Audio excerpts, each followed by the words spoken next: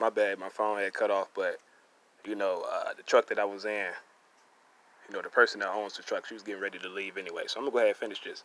But like I was saying, it just seemed like it seemed like something that would be highly unlikely.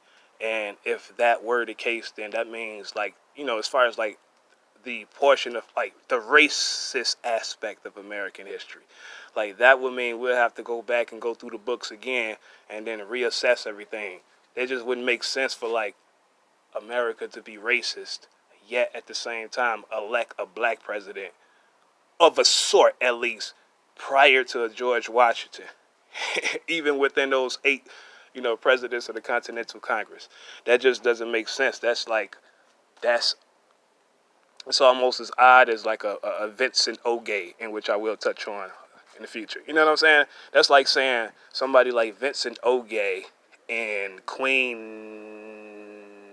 Nanny, as well as a El Yanga a century prior to that.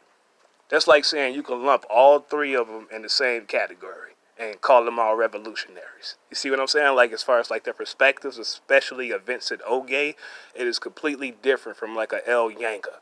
You know what I mean? You might have little similarities here and there as far as like, little treaties to where they have to yield and say, okay, well, we won't interfere with this portion of slavery over here. Like, aside from that type of stuff, as far as like the core of their sentiments, they're not completely the same.